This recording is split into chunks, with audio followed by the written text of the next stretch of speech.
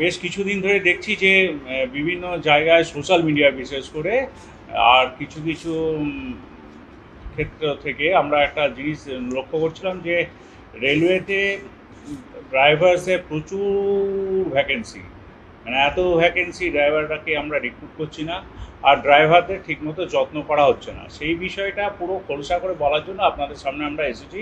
আমার সঙ্গে এডিআরএম সাহেব আছেন হাওড়ার।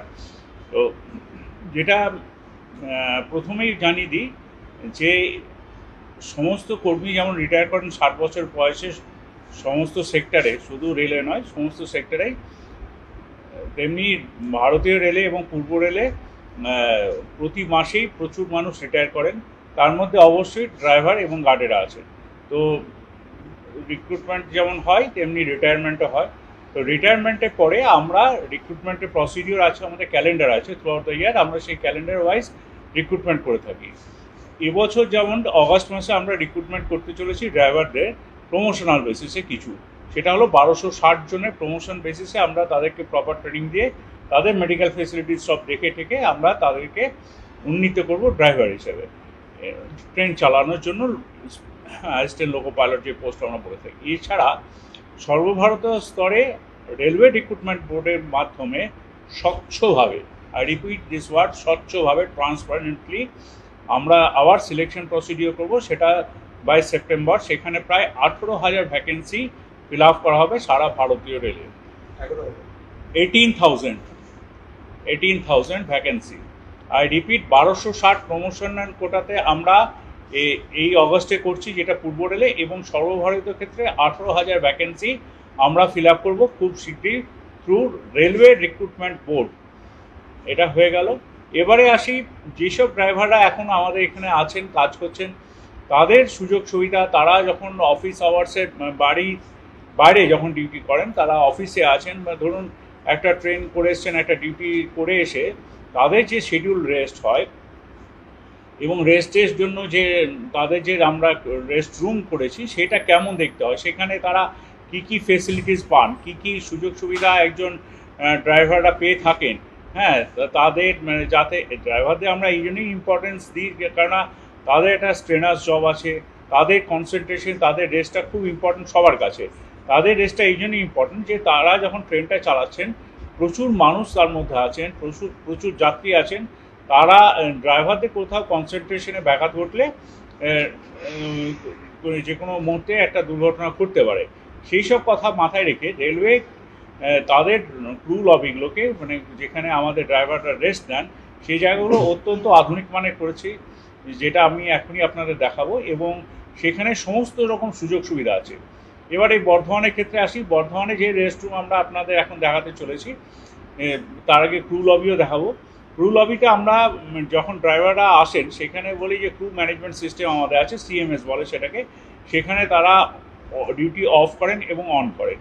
তাছাড়া কশন অর্ডার, যেটা সব থেকে এখন আপনারা সবাই খুব জানেন ব্যাপারটা এবং চর্চার মধ্যে আছে, কশন অর্ডার। কশন অর্ডারটাকে তাকে আমাদের ওখানে যারা ক্রু লবিতে যারা আছেন, তারা সেই সব আধিকারিকরা তাদের ড্রাইভার বন্ধুদের সবাইকে বুঝিয়ে দেওয়া হয় যে এই সেকশনে এতটার মধ্যে স্পিড রেস্ট্রিকশন আছে, এত কিলোমিটার বা এত কিলোমিটার, সেইটা তাদেরকে কিন্তু খুব মাইনিউটলি মেপে যেতে হবে। এবার আসি তাদের যে রেস্ট রুমের কথাটা বলছিলাম এতক্ষণ ধরে, রেস্ট এরিয়া যেখানটা আমরা এখানে এখন বসে আছি, তাদের জন্য মেডিটেশন রুম আছে, যেখানে তাদের কনসেন্ট্রেশন করতে সুবিধা হয়। তারা তাদের যোগা ম্যাট আমরা রেখেছি, যেখানে তারা এক্সারসাইজ করে, ফিজিক্যাল এক্সারসাইজ। এছাড়া আছে ট্রেডমিলের ফেসিলিটিস আছে। এছাড়া আমাদের ম্যাসাজ চেয়ার আছে, যেখানে বসে লেগ ম্যাসাজ বা বডি ম্যাসাজও করতে পারবে, সেটা আপনাদের দেখাবো এখনই। আর আছে ধরুন কেউ টেবিল টেনিস খেলো, তো তার জন্য টেবিল টেনিস আছে। যে কেউ ফিজিক্যাল ফিটনেস, ড্রাইভারদের অবশ্যই অতক্ষণ একটা ডিউটি করতে হয় কন্টিনিউয়াস দাঁড়িয়ে থেকে, সেই জন্য তাদের ফিজিক্যাল ফিটনেসটা খুব গুরুত্ব দিই। তো সেই জন্য তাদের ফিজিক্যাল ফিটনেসের জন্য সমস্ত রকম ইকুইপমেন্টস আমরা সমস্ত ক্রু লবিতে রাখি। এবারে আসি, এক একটা ক্রু লবি খুব গুরুত্বপূর্ণ, যেটা মানে যেখানে তাদের ড্রাইভার রেস্ট রুম যেটাকে আমরা বলে থাকি, সেগুলোই কিন্তু এসি। এটা কোনো অংশেই একটা 3 স্টার বা 4 স্টার হোটেলের থেকে কম নয়। অত্যন্ত যেসব বড় হোটেলগুলো আছে, নামি দামি হোটেলগুলো আছে শহরের মধ্যে, আপনারা যারা বর্ধমানবাসী আছেন তারা এখনই কম্পেয়ার করতে পারবেন। তাদের থেকে কোনো অংশে কম নয় যে রুমগুলিতে আমরা আমাদের ড্রাইভার্সদের রাখি। সেগুলি কমপ্লিটলি এসি, সে তাদের বেডরোল ইত্যাদি দেখবেন আপনারা অত্যন্ত আধুনিক, মানে অ্যাটাচ বাথ আছে। আর তাদের বিলঙ্গিংস রাখার জন্য সেই আমাদের বেডের সঙ্গে সেই ব্যবস্থা আছে। এছাড়া এবারে আসি খাওয়া দাওয়ার ব্যাপারটা, যেটা খুব গুরুত্বপূর্ণ একজন ড্রাইভারের খাওয়া দাওয়ার ব্যাপারে।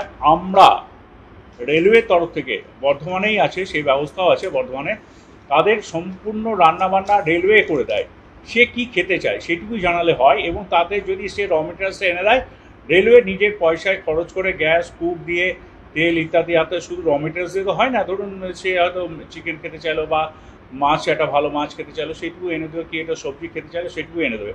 বাকি যে কুকিংয়ে আরও সব জিনিসপত্র, আনুষঙ্গিক জিনিসপত্র, সেগুলো রেল প্রোভাইড করে থাকে।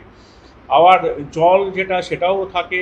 আমাদের আরও ফেসিলিটিস আছে, আমাদের কুলার আছে, আয়রন আছে, নিজে জামা কাপড় ফিটফাট। একজন ড্রাইভার, সে রেলকর্মী, তার সমাজে একটা মান সম্মান আছে।